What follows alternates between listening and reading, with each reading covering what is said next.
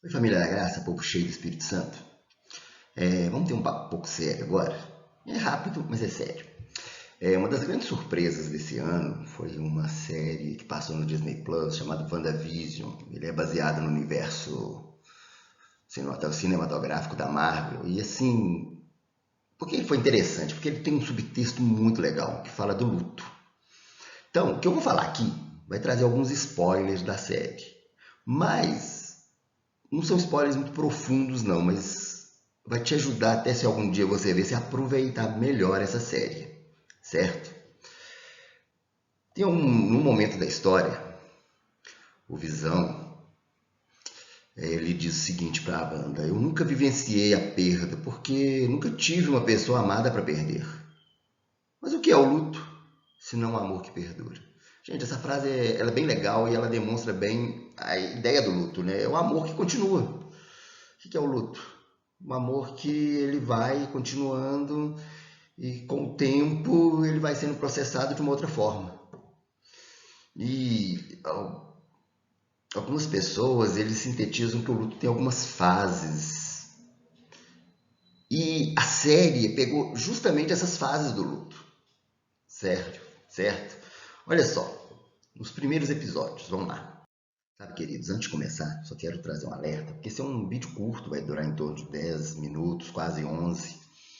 Mas se você quiser aprofundar no assunto, a gente pode dar um jeito, ter um bate-papo com o apóstolo Geraldo, algum outro irmão da igreja que é psicólogo, que eu acho que isso abençoaria muito, certo? Mas se os irmãos desejarem, peçam. Então eu estou tratando até a coisa de uma forma mais lúdica, um pouco mais leve, certo? E vai ser uma coisa mais breve, não vai dar para aprofundar muito, não. Os primeiros episódios, eles vão demonstrar, assim, o primeiro estágio do luto, que é o estágio da negação, sabe? Porque a personagem principal é o Visão e a Wanda. Mas a Wanda, bom, como é que a gente pode dizer? A Wanda, ela teve perdas, um curto espaço de tempo, perdas grandes.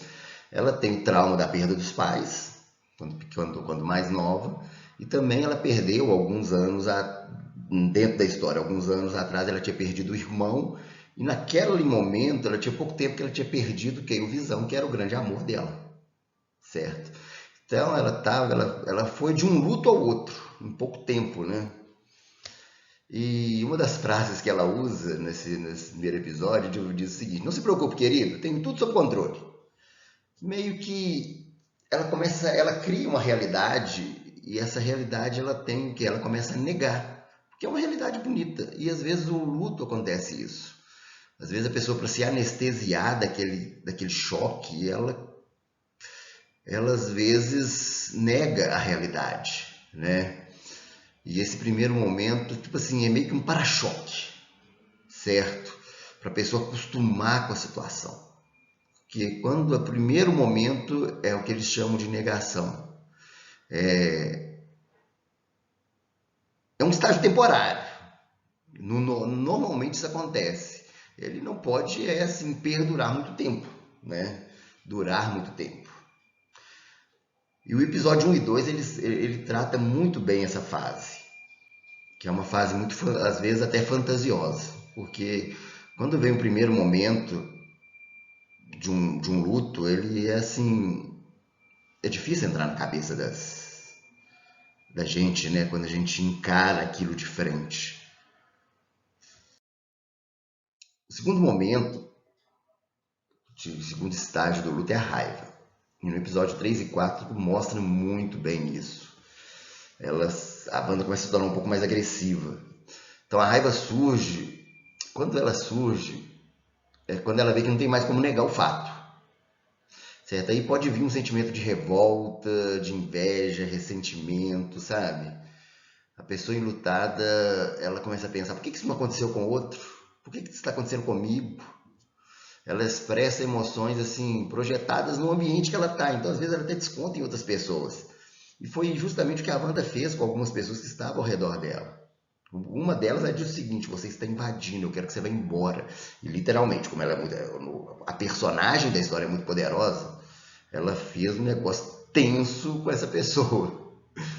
Mas por quê? Porque ela projeta a raiva dela. É um momento assim que a gente tem que ter muita paciência, as famílias, os amigos, às vezes para algumas pessoas é uma fase difícil de lidar. Então, assim, se ela não for bem processada, a gente deve o quê? Acolher a pessoa nesse momento. Ela não deve ser julgada, ela não deve ser, por assim dizer, como que a gente pode dizer, a gente deve acolher os sentimentos. E não levar nada para o lado pessoal. Nunca levar nada para o lado pessoal. Faz parte de um processo. É lógico, se esse processo durar mais tempo, ele pode se tornar um pouco patológico e tudo, e atrapalhar muitos relacionamentos. Mas no primeiro instante, realmente, cabe a nós o quê? Estarmos juntos da pessoa. Essa é a fase da barganha. E para vocês entenderem essa fase melhor, eu tenho que contar um grande spoiler da série.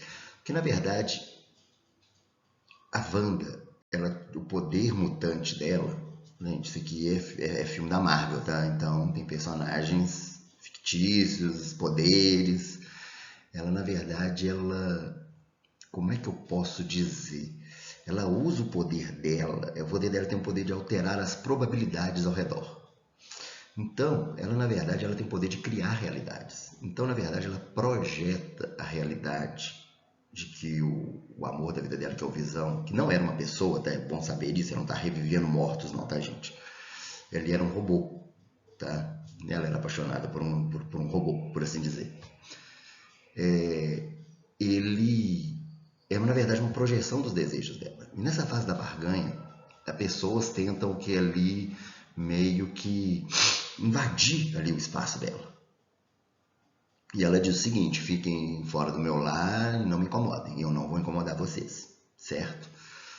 Na verdade, ela estava no meio de um surto por causa do luto, da perda. Foi tão forte. E essa fase da barganha, na vida real, ela acontece com muitos ICs, sabe? Como assim? A pessoa às vezes entra em níveis de acusação. E às vezes ela pode ficar agressiva com algumas coisas que você pode falar para ela. É uma fase que a pessoa sente muita acusação na mente, ela se sente acusada. E porque ela não conseguiu, a raiva não tirou a dor, a negação não tirou a dor. E ela começa a culpar quem? Ela mesma. E qualquer um que chegue perto. E o que leva à próxima fase. A outra fase, queridos, após a barganha, a fase da depressão. Porque ela já passou por uma negação, mas não tem como negar. A fúria já veio, mas a fúria não adiantou. E aí ela começa a barganhar, mas também não adianta. E aí vem a fase da depressão. O episódio 7 e 8 mostra muito bem isso. É interessante que ela diz uma frase, ela está deitada lá e planejo me dar férias em casa, estilo quarentena, um dia inteiro só para mim. Ela queria ficar isolada, longe de todo mundo, entrar no mundo dela.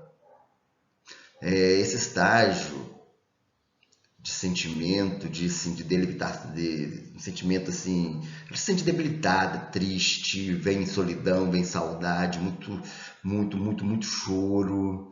Funciona para o paciente assim que está vivendo isso como uma preparação para aquela antes da próxima fase, que vai ser a fase da aceitação, certo?